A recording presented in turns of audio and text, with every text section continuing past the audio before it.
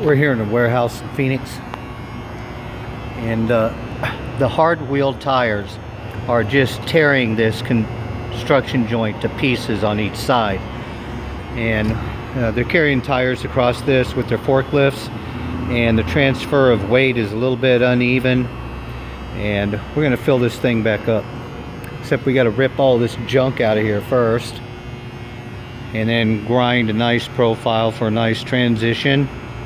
And then we have a specialized 2-component epoxy that can hold up in this type of an atmosphere.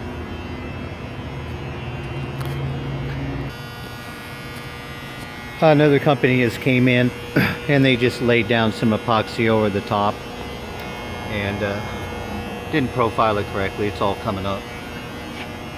It's really super hard. Where these two slabs meet, they move. There's no elasticity in this product, and that's the problem. It keeps chipping off. It's so hard.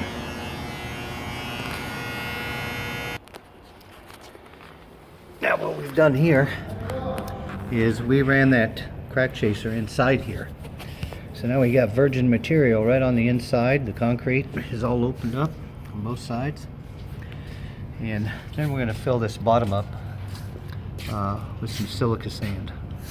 And the 2-component epoxy that goes in here has 10% elasticity, and it can hold the hard tire of the forklift up while it transfers the weight from one slab to the other slab.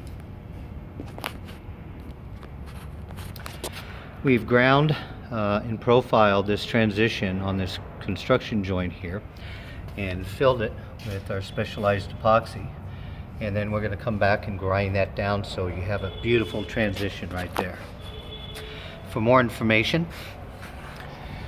about industrial floor, control joint, and construction joint fill, contact James at 602-418-2970 or go to concreterepairman.com. Thanks for watching and have a great day.